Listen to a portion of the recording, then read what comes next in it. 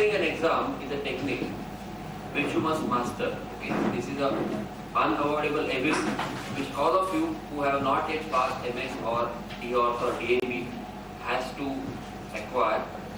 And your real learning begins when you pass your exam and start practicing. These are two statements which Joy always used to say whenever he used to take clinics for the student in Sion Hospital. He was my colleague. I was with Joy from, I think, MBBS days. We were together during MBBS days or postgraduate MS days. Then we were together as a lecturer in Sion Hospital. And he also used to come to our clinic at Lark Clinic as he was consulting there once in a week. We used to have many talks together. But his idea about these practical aspect of orthopedic is you must know the technique of passing, period. Just because it is orthopedic pass doesn't stamp you as a good surgeon, but it at least allows you to start practicing, which is a direct way of acquiring knowledge and getting wiser. Because I don't think your marks in the exam or your grade in the exam have any relevance to what success you will get in your future life. All of us are here to understand the practical training, and in the morning in the lecture session when Dr. Tanna and Gautam were chewing people right, left and center, this is what came to my mind, that look, these guys, they know quite a lot. All of you, I am quite sure, have read a lot of material, and maybe some of you have more knowledge than maybe Gautam or Dr. Tanna at this stage, because they may not find out. Do you understand what is meant to be a doctor? Means, can I let loose this guy on the general population, and will that population be safe and he won't create more complications which maybe people like me have to deal with? That's all they want to know. And that is why you need to realize that when you are appearing for an exam, or in fact for your any practical life beyond the exam, in a practice, we must ask the question, why do I examine a patient? And you examine a patient for three reasons. Because you want to know what is wrong with the patient. Then you want to know why that thing has gone wrong. And then you want to know what that patient expects from you. Because if you don't know these three things, what is wrong, why it has gone wrong, and what does the patient expect from you, you cannot treat the patient to the satisfaction of a patient.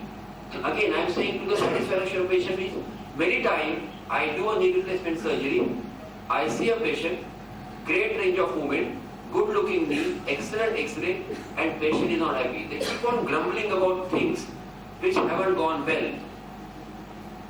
So basically, these three things are important, and when examiner is putting, you are put in the spotlight there, and four guys are trying to chew your brain. They want to find out, have you understood this principle in life of an orthopedic surgeon or any doctor? And that's where the question of diagnosis comes. If you recollect one of the questions which was asked during the last presentation, after history taking, immediately one of the examiners started, so doctor, what is the diagnosis? After history taking, without giving a chance to that guy to present the examination finding of, inspection, palpation, movement, range, etc., etc. And the question is, can I give a diagnosis just after history? Probably yes, but then it is not a complete diagnosis, because diagnosis has three components. One is anatomic diagnosis. That tells you what is wrong with the patient. It's a body is like a mechanical system, and that mechanism has gone wrong. That what is wrong is anatomic diagnosis. Then why it has gone wrong, why the normal system has broken down to a present level, is the pathological diagnosis. So that's the second component of diagnosis, and that tells you why that thing has gone wrong. And the third thing is the functional diagnosis. That means that mechanically wrong system, because of certain reasons, has come to you to get it right. So what does the system, meaning the patient, desires to be? So you need to also know what is the expectation of patient, and that component forms the functional diagnosis. And when you give a diagnosis to the examiner in the exam, unless you have touched these three components, they will keep on harping on you in different ways of finding out things more, and you will always wonder, okay, well, I have told this guy it's a malleolate cholesis fracture, what is he asking me anymore? Let's take an example. You have a malunited cholecyst fracture, 25-degree dorsal radial tilt, 30-degree dorsal tilt, 5 mm radial shortening, pronation supination limited by say 30%, grip strength reduced by 35%. Well, you have said that in the exam, detailed examination, a short case, 5 minutes or 10 minutes, and then you expect the examiner will pat on your back and say, good. The question comes, what will you do? Now, if you realize this is not an adequate answer because you haven't told the patient or told the examiner what's the function problem. And usually, because you are not thought about it, you start saying, when the question comes to you, what will you do, doctor? Well, I can do radial osteotomy with elongation, bone graft fixation, or I can do direct procedure, or I can leave the patient alone. Now see, these are 3 different answers. You cannot tell the patient in your practice when you are sitting in a consulting group, okay, look, I can do 4 things to you. 1, 2, 3, 4, 5. These are different options. He will say, doctor, ये मेरे को समझता नहीं. मेरे लिए आप क्या करोगे बोलो. So you cannot tell him, ये करूँगा, वो करूँगा, ये करूँगा, and that's where again the examiner, you leave him a chance to, screw your brain. So basically, you need to find out in your mind before you present what options you have, and then lead the presentation in such a way that the outcome is only one, where you can say, doctor, I will do X, Y, Z. So if it is a patient having a 35-year-old malunited laborer with a dominant right hand affection, with the cholecyst fracture which you have seen, then obviously the answer is different. You would like to restore the mechanism by doing the osteotomy, getting it right, bone graft, etc., etc., a big procedure. On the other hand, it could be a 65-year-old retired sedentary worker with little pain and some distinction. He just wants more pronation supination, and you may just do the right procedure, accept that malunion, and he will be still happy with relatively smaller operation. Or it could be 85-year-old lady with minimal pain and in a non-dominant hand. It may look little wrong to look at, but she is not affected. You can say, I will just leave her alone because she is asymptomatic as far as that fracture is concerned. So your answer to the examiner does depend on many factors, and that factors are the 3 components of your diagnosis. So now let us examine it in this background. How do we examine a hip? Now, for example, in a conventional way, when you present a case, you are told by book by K. Das or whatever which you follow, is you do history taking, inspection, palpation, movements, muscle power and control, measurement, gait, and any special test like Trendelenburg test and telescopy test, etc., etc. And that's how you start presenting in an exam. But if you analyze these things which you do in an exam, what you are actually doing is, in a history taking, you are doing a functional analysis of patient. You are trying to find out what does the patient expect from you, and you are trying to find out what any orthopedic case, or for that matter any medical case, when you talk about diagnosis, you have to talk about anatomic diagnosis, what is wrong with the patient, pathological diagnosis, why it has gone wrong, the probable differential, and then functional diagnosis, what does the patient expect from you. In hip examination again, anatomic diagnosis is how much the ball and socket mechanism is affected, how much pain is there, how much deformity is there, is it stiff, what level of stiffness, is it unstable, what level of instability, and all these range of movement, Thomas's test, adduction, abduction, telescopy, etc., they give you all those things. Then you go to the hip examination, pathological, and that is where you have to elaborate why that hip mechanism has reduced to the present state of derangement. And the last comes the functional thing, where you must tell the examiner what does the patient expect from you, that is, what is the disability because of the problem, what is his demands, what is his job, occupation, working and walking capacity, standing ability, ambulation, outdoor work, and all those things must be mentioned in your exam or in the initial part of your history taking, because that has relevance. So it is like you are trying to, in a long case, you get almost half an hour. So you have enough time to tailor your history presentation, tailor your examination presentation. And the point which you must highlight is for every condition. For example, in a hip pathology, there are not more than 12 or 14 different diagnoses which comes to you as a hip case. If you add unconventional, maybe 15 cases.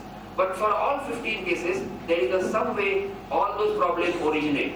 From looking at the history, you can immediately pinpoint that, okay, it could be either of these three things. And that is how you have to present the history, by highlighting certain things so that it helps you in actual discussion. Now let's take one example before I finish. This is the X-ray of a patient, bilateral avian. You can see that on the right side there is a collapse more than the left side. Both sides there is a sectoral involvement. Cartilage looks reasonably good. In fact, the pain on your right side, the pain was more, though the cartilage thickness appears to be better. The X-ray, the hip on your left side actually has lesser cartilage thickness, but no pain was there. Can anybody stand up and tell me what can be done for this patient? Anybody? Yes. Sir, on right side, sir. No. Patient's left side is your right side. Remember that. Right, sir. On patient's left side, sir, Yeah. I would like to observe the patient because he is having more problem on right side. No. He has more problem on the left. Yes, sir. More pain on left. Yes, sir. Though X-ray cartilage looks better. Yes, sir. But And on the right side, though X-ray thickness of the cartilage is thinner, he has almost no pain. sir, on left side, sir, as the weight bearing area, there is flattening of the weight bearing area head. So I would like to go for the sir. I would like to go for total hip replacement on the left side, sir. I'll give you a more information. Now this is 24-year-old, minimal pain, good range of movement, just terminal restriction of movement, sedentary lifestyle. Okay, I have given you a clinical picture. Now can somebody stand and give me option? What can be done? Somebody has to stand, cannot have a general chorus. Have courage, significant restriction of movement, heavy demanding lifestyle. What are the options? Arthrodesis. Bilateral. Again, you are coming as a chorus. Exam, believe me, you can't go as a chorus in exam, okay? Have the guts to stand up and fight for your answer. That's the second thing you have to learn here. You can't have... Do you think he's able to carry on his normal life? That's answer. So now you are trying to fuse that joint. So fusion in today's world, in 2010 onwards, I don't think is a proper option for a hip pathology in a young guy who has, if you analyze this on three levels, it's a collapsed femoral head with 25-degree flexion deformity, maybe 125-degree further flexion, 10-degree adduction-abduction range, true shortening 1 cm, apparent shortening 3 cm. That's how your presentation should be. With probable AVN, could be because of ABC, depending on whatever history you get from the patient. With age so and so, occupation so and function demand of the patient, and a rural or urban lifestyle. So when you say and find the diagnosis, Dr. Tanna in the morning again started hammering on one of you about tell me everything in 2 minutes. What he expected was to get these points about that spine case is what is the mechanical problem in that patient in just 2 or 3 lines. What is the probable cause which you gather from whatever history and examination you have done, and probably what is the functional thing which will help you to decide amongst 2 or 3 or 4 options which you have, which then you can justify or you can refute after further discussion. So when you say diagnosis, it is not just, sir, avian hip. That is not your diagnosis. Or, sir, scoliosis of spine. That is not your diagnosis. The diagnosis has to be a complete diagnosis giving you a mechanical problem, the pathological probable problem, because you still may not know 100% unless you do some investigation. The amount of cement is also adequate. It just need to be 2 mm, not more. It should not be grossly unequal. And the cavities which you see are not the actual radial. There is a proximal migration. Now she has come back. She was 24 when the surgery was done. Now she is 36. She is still very young, and she has got a painful hip, painful THR with proximal migration. Give him a right treatment. and what is right. There is nothing black and white in orthopedic. You can say THR, he can say bipolar. As far as both of you can argue it well, preferably with some background data from the literature, because this is what is expected. If you are appearing for MS or TNV, people expect a literature backup from you. Like if you talk.